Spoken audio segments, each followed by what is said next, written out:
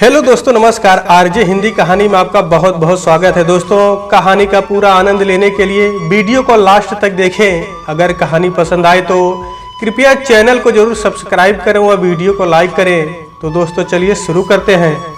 अभी ट्रेन रुकी हुई थी शायद। दरअसल मेरी आंख लग गई थी। सब कुछ तो ठीक था, लेकिन इस ट्रेन का समय एक तो जाने से पहले देर रात तक जाग कर तैयारी करो, ऊपर से ट्रेन का समय सुबह 5:30 बजे। इसीलिए मैं हमेशा अपनी नींद ट्रेन में ही पूरी करती थी। अभी शायद बिलासपुर स्टेशन आ गया था। एक आदमी हमारे डब्बे में झाड़ू लगाने आया था। एकदम मैले कुचैले कपड़े, बढ़ी हुई दाढ़ी, कंधे पर एक झोला और हाथ में एक सहारे के लिए डंडा था। कुल मिलाकर स्थिति बहुत दयनीय थी उस बूढ़े आदमी की। वो झाड़ू लगाकर चला गया। कुछ लोगों ने उसे कुछ पैसे दिए, कुछ ने खाने का सामान। हम लोग भी नाश्ता कर ही चुके थे, तो बचा हुआ नाश्ता उसे दे दिया। वो लेकर चला गया। थोड़ी देर के बाद मैं अपनी बेटी सालू को वॉशरूम लेके गई तो देखा वो वहीं गेट के पास बैठकर खा रहा था। एक संतोष का भाव देखा मैंने उसके चेहरे पर। थोड़ी तसल्ली हुई। मैं वापस अपनी जगह पर आकर बैठ गई, पर अब एक बेचैनी सी होने लगी थी मन में। बार बार उस बूढ़े आदमी की तरफ मेरा ध्यान जा रहा था। ट्रेन अपनी गति से आगे बढ़ रही थी और मैं यादों में बहुत पीछे चली गई। बचपन से ही मेरा नानी घर से विशेष लगाव था। मेरी माँ सबसे बड़ी थी, इस नाते सारे भाई बहन उनकी बहुत इज्जत करते थे। और चूंकि माँ की बड़ी संतान मैं थी, तो मैं लाडली थी सबकी, खासकर महेश मामा की। महेश मामा छोटे नाना के इकलौते लड़के थे। महेश मामा का व्यक्तित्व तो बहुत ही आकर्षक था। लंबा कद, बड़ी आंखें, खड़ी नाक, कुल मिलाकर बहुत सुंदर थे। छोटी नानी अक्सर कहती कि बहुत सुंदर बहू ढूंढ के लाऊंगी मैं अपने महेश के लिए। माँ कहती, हाँ चाची, अपने महेश के साथ ऐसी वैसी नहीं चलेगी। एक दिन मैं स्कूल से आई तो माँ ने बताया महेश मामा की शादी तय हो गई है। मैं बहुत खुश हो गई। पूछा कैसी है लड़की? माँ ने कहा क्या पता, जब जाएंगे तभी तो देख पाएंगे। उस जमाने में व्हाट्सएप नहीं होता था जो पल भर में फोटो यहाँ से वहां पहुंचा दे। उस वक्त तो कॉल्स भी बहुत महंगे होते थे। मैं बहुत मायूस हो गई, थोड़ी झुंझला भी गई। मैंने कहा मुझे होने वाली मामी की फोटो देखनी थी। माँ ने प्यार से समझाया कोई आएगा तो मंगवा दूंगी। मन मार के मैं खाना खाने बैठ गई। थोड़े दिनों बाद छोटे नाना जी का कॉल आया। फोन मैंने ही उठाया था। फोन उठाते ही मैंने फोटो की फरमाइश कर दी। नाना जी ने कहा ठीक है नीलम, जब आऊंगा तो ले आऊंगा। मैंने खुश होकर माँ को फोन दे दिया। अगली बार जब नाना जी आए तो साथ में फोटो भी लाए थे। स्कूल से आने के बाद मैंने बड़ी उत्सुकता से फोटो देखी। सच में मेरी होने वाली मामी बहुत प्यारी थी। उस समय मेरी जितनी समझ थी उस हिसाब से मैंने माँ से कहा मामी बिल्कुल गुड़िया की तरह लगती है ना। माँ हामी भरने के साथ मुस्कुरा दी। मैं यादों में खोई हुई थी कि इन्होंने पूछा चाय पियोगी क्या? पूछा क्या, मेरे हाथों में थमा ही दी। सालू आराम से अपने पापा की गोद में सर रखकर सो रही थी। मैं थोड़ी निश्चिंत हो गई। अब मैं चाय की चुस्कियों के साथ एक बार फिर यादों में खो गई। हम शादी में गए। छोटी नानी अपनी शिकायतें लेकर माँ के सामने बैठ गई। ये भी कोई बात हुई शीला? बड़ी बहन शादी से 2 दिन पहले आएगी क्या? 100 तरह के काम होते हैं। तू हमसे ज्यादा आजकल की बातें समझेगी ना? माँ ने भी मुस्कुराते हुए कहा अब आ गई हूँ चाची, सब संभाल लूंगी, आप चिंता ना करो। हमारे यहाँ बारात में लड़कियों के जाने का रिवाज नहीं था, लेकिन मैं जाना चाहती थी। मैंने नाना जी से पैरवी लगाई। उन्होंने कहा शीला से पूछ लो। माँ थी कि तैयार होने का नाम ही नहीं ले रही थी। फिर महेश मामा ही थे जिन्होंने माँ से कहा जाने दो ना दीदी, ये हमेशा मेरे साथ रहेगी। फिर मेरी ओर देखकर बोले है ना नीलम? मैंने हाँ में सर हिला दिया। मात्र 13 साल की थी मैं उस समय, इसीलिए शायद माँ को लग रहा था कि मैं कैसे मैनेज करूंगी। ये सब मैं आज समझ पा रही हूँ जब मैं खुद एक बेटी की माँ हूँ। मैं खूब मजे से बारात में गई, खूब मौज मस्ती की अपने और भाई बहनों के साथ। वहां पहुंचने के बाद सबसे ज्यादा उत्सुकता थी मामी से मिलने की। बारात में लड़कियों में केवल मैं और मेरी मामी की लड़की खुशी थी। खुशी मुझसे उम्र में छोटी थी। वहां जाते ही कुछ लड़कियां हमें सोनिया मामी के पास ले गई।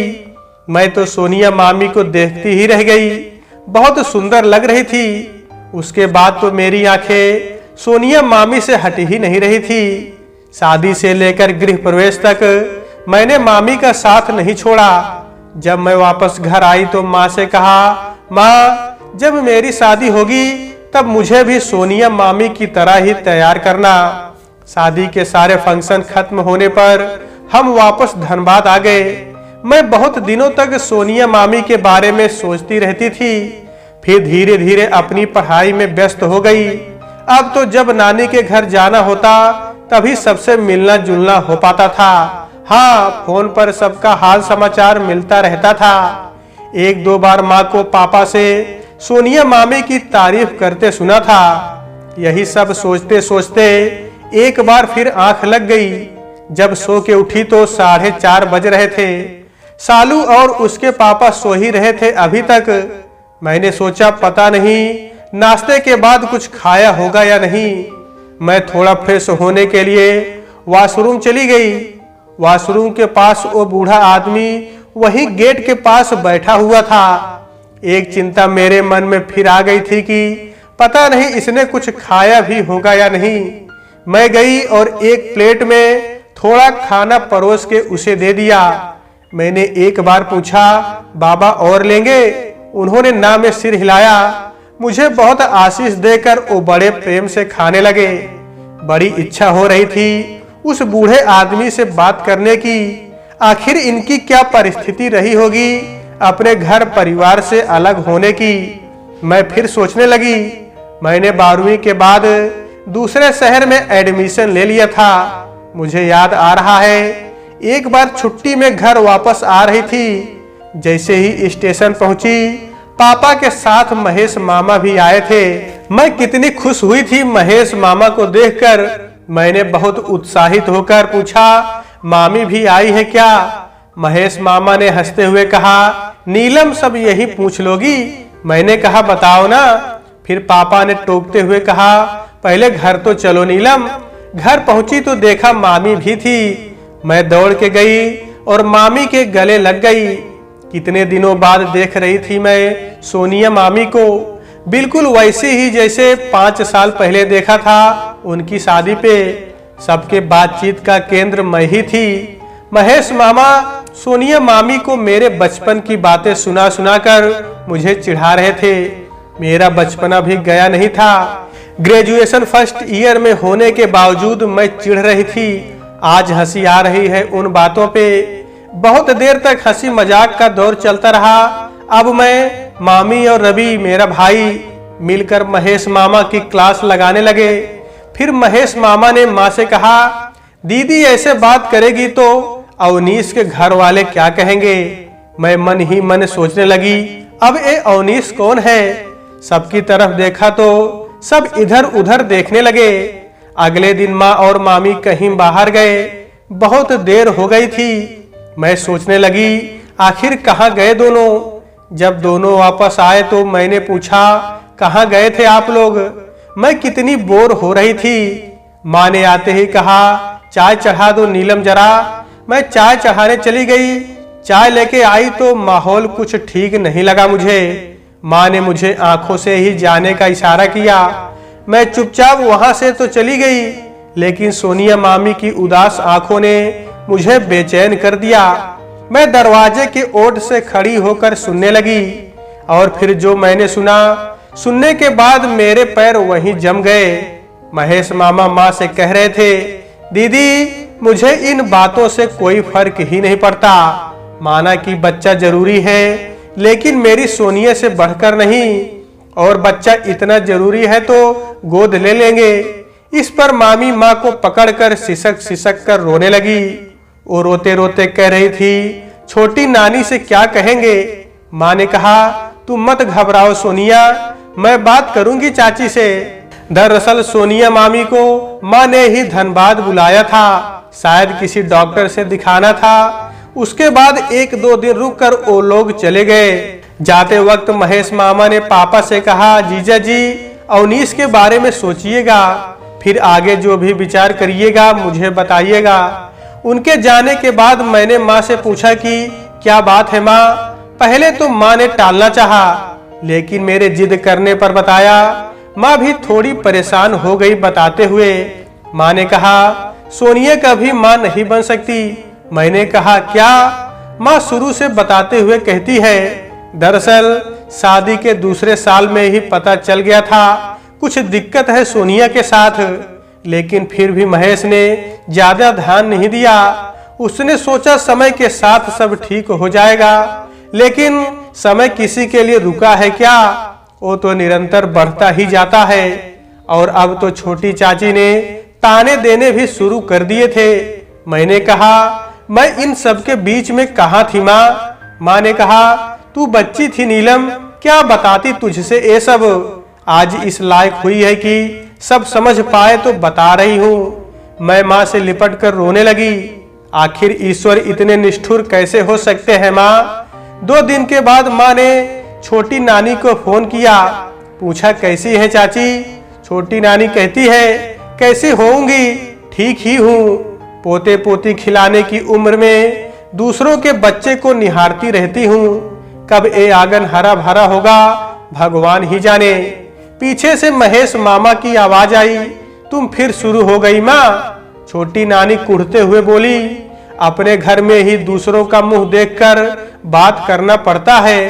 तू रख दे सिला, या फिर इन्हीं लोगों से बात कर जो तुझसे अच्छे से बात करे। मेरा दुखी मन तो दुखी बातें ही करेगा ना। माँ ने भी बात ज्यादा नहीं खींची, प्रणाम करके फोन रख दिया। फिर मैं और माँ बैठकर बातें करने लगे। माँ कहती है, देखा नीलम, ऐसे ही करती है चाची। पहले तो दबी जबान से ताने मारती थी और अब तो खुल के कहती है जो भी कहना होता है। मैंने कहा, छोटी नानी ऐसी तो नहीं थी। तो माँ ने कहा, जब बच्चों की बात आती है तो कोई भी माँ स्वार्थी हो जाती है। मुझसे रहा नहीं गया। मैंने कहा, और सोनिया मामी, उनका क्या? माँ ने कहा, घुटती रहती है बेचारी अंदर ही अंदर। इस बार महेश कह रहा था कि कितने दिनों बाद यूं हंसता देख रहा हूँ सोनिया को। बहुत देर हो गई थी। मैंने अवनीश जी से खाने का पूछा, उन्होंने हाँ कहा। मैंने टिफिन निकाल कर खाना लगाया, हम सब खाने लगे। सालू मुझसे ज्यादा अपने पापा से अटैच थी। उसे सब कुछ पापा के ही साथ करना होता था। अवनीश जी बहुत ही समझदार और सुलझे हुए इंसान थे, बहुत सपोर्ट करते थे मुझे। ये रिश्ता भी महेश मामा का ही कराया हुआ था। अवनीश जी के चाचा और महेश मामा बहुत ही घनिष्ठ मित्र थे, इसलिए अवनीश जी महेश मामा को चाचा जी और मामी को चाची जी ही बुलाते थे। और जब अवनीश जी की जॉब लगी तो महेश मामा ने इस मौके को हाथ से जाने नहीं दिया। इसी तरह मैं अवनीश जी की जीवन संगनी बन गई। अपने विवाह में मैं छोटी नानी का सोनिया मामी के प्रति दुर्व्यवहार बहुत नजदीक से देख पाई थी। उन्हें ये भी कहते सुना कि मैं तो अपने बेटे की दूसरी शादी करवाना चाहती हूँ। और एक सोनिया मामी थी कि बहुत अच्छे ढंग से सब संभाल रही थी, एक सिकन नहीं आने दी चेहरे पर। मैं दाद देती हूँ उनकी हिम्मत की। सब घर वालों के साथ मिलकर बढ़ चढ़कर शादी के सभी काम में हिस्सा ले रही थी। मेरी सभी मामियों ने मेरी माँ की जिम्मेदारियों को बांट लिया था। माँ को मेरी बचपन की बात अभी तक याद थी। शादी वाले दिन माँ ने सोनिया मामी से कहा, सोनिया तुम नीलम के साथ पार्लर चली जाना, इसे तुम्हारी जैसी ही दुल्हन बना के लाना। मामी ने प्यार से मेरे सर पर हाथ फेरते हुए पूछा, हाँ नीलम? मैंने कहा, हाँ मामी, बिल्कुल आप ही की तरह। मेरी शादी हो गई और मैं ससुराल चली गई। बाद में रवि ने बताया कि मेरे जाने के बाद बहुत हंगामा हुआ था घर पे। दरअसल छोटी नानी किसी रिश्तेदार से महेश मामा की दूसरी शादी की बात कर रही थी। और इस बात पे छोटे नाना जी और महेश मामा बहुत गुस्सा हुए थे और माँ ने भी खूब समझाया था छोटी नानी को। इन सब के बीच एक नन्ही खुशी ने दस्तक दी। मैं माँ बन गई सालू की। मुझे याद आ रहा है सालू के जन्म पर महेश मामा और सोनिया मामी कितना कुछ लेकर आए थे। कितने खुश थे महेश मामा उस दिन। बहुत प्रार्थना की थी ईश्वर से कि मेरी सोनिया मामी को भी एक खुशी दे, लेकिन उन्हें तो कुछ और ही मंजूर था। सालू के जन्म के कुछ महीने बाद ही एक दिन अवनीश जी ने बताया कि सोनिया मामी नहीं रही, कारण कुछ पता नहीं चल पाया। मैंने सोचा माँ से कभी इस बारे में पूछूंगी। उनकी 13वीं पर गई थी मैं। महेश मामा को देखकर बहुत रोई थी उस दिन मैं। बहुत अधूरे लग रहे थे मामी के बिना। माँ जब उनके पास गई तो स्वयं पर संयम न रख सके और बच्चों की तरह फूट फूट कर रोते रहे। बार बार यही कह रहे थे, दीदी बहुत गलत हुआ मेरी सोनिया के साथ और मैं कितना पतित हूँ। मैंने ये सब होने दिया उसके साथ। काश मैं उसे इन सब से दूर ले जाता तो शायद आज मेरी सोनिया मेरे साथ होती। कभी कोई शिकायत नहीं की उसने, लेकिन उसके मनोभाव को यहाँ किसी ने नहीं समझा। दीदी जब किसी को संतान नहीं होती है ना, तो सबसे ज्यादा दुख उस स्त्री को होता है जो माँ बनना चाहती है, जिसे ईश्वर ने उस सुख से वंचित रखा है। लेकिन हम एक कहाँ समझते हैं। आज भी मन द्रवित हो उठा ये सब सोचकर। कितना सही है कि एक अजन्मे की खातिर हम एक जीते जागते इंसान को इतना कुछ सुना देते हैं। क्या होता अगर सोनिया मामी और महेश मामा एक बच्चा गोद ले लेते। ये समाज अपना खून जैसी बातें करके उन पर फिर दबाव डालता। शायद यही सब सोनिया मामी सहन नहीं कर पाई। यशोदा मैया और कृष्ण जी का भी रक्त संबंध नहीं था, लेकिन यशोदा मैया और कृष्ण जी के संबंध पर तो किसी ने प्रश्न नहीं किया।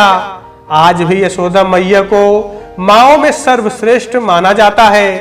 बाद में पता चला कि कुछ दिनों बाद महेश मामा भी कहीं चले गए। बहुत ढूंढने पर भी नहीं मिले। पुलिस में रिपोर्ट भी लिखवाई, लेकिन कोई लाभ नहीं हुआ। एक हमारे किसी रिश्तेदार को महेश मामा यूं ही ट्रेन में मिले थे, इसी बाबा की तरह मैली कुचैली अवस्था में। वो उन्हें छोटे नाना जी के पास ले आए, लेकिन महेश मामा किसी को पहचान नहीं रहे थे। नाना जी बता रहे थे कि वो अपना मानसिक संतुलन खो चुके थे। कुछ दिन तो रहे, लेकिन फिर एक दिन किसी को बिना कुछ बताए कहीं चले गए और तब से महेश मामा का कुछ भी आता पता नहीं चला। मन श्रद्धा से भर उठता है महेश मामा का सोनिया मामी के प्रति अगाध प्रेम देखकर। आजकल कहाँ ऐसा प्रेम देखने को मिलता है। वो प्रेम जिसके लिए अपना सर्वस्व सौंप दिया महेश मामा ने, यहाँ तक कि अपना अस्तित्व भी। आज अगर सोनिया मामी को जरा भी इस बात का भान होता तो वो महेश मामा को यूं असमय छोड़कर कभी ना जाती। घड़ी देखी तो सुबह के 3:30 बज रहे थे। सोचा अब क्या सोऊंगी, 1-1.5 घंटे में धनबाद पहुंच ही जाएंगे। आज इस बूढ़े बाबा को देखकर महेश मामा की चिंता हुई कि ना जाने वो किस हाल में होंगे। हम लोग 6 बजे के आसपास घर पहुंचे। पापा और रवि स्टेशन आए थे हमें लेने। घर पहुंची, सालू कितनी खुश थी सबके साथ। अपने नाना जी की गोद में बैठकर एक एक फरमाइश कर रही थी और सब उसके साथ तोतली भाषा में उसकी एक एक बात पूरी कर रहे थे। फिर सालू रवि के साथ खेलने लगी और एक बार फिर मैं महेश मामा के बारे में सोचने लगी कि मुझसे इतना ही स्नेह तो करते थे मेरे महेश मामा। तो दोस्तों आज के वीडियो में बस इतना ही। कहानी आपको कैसी लगी कमेंट बॉक्स में जरूर बताइएगा। अगर कहानी पसंद आई है तो कृपया चैनल को जरूर सब्सक्राइब करें और वीडियो को लाइक करें। तो दोस्तों आपसे फिर मिलते हैं अगले वीडियो में। तब तक के लिए नमस्कार।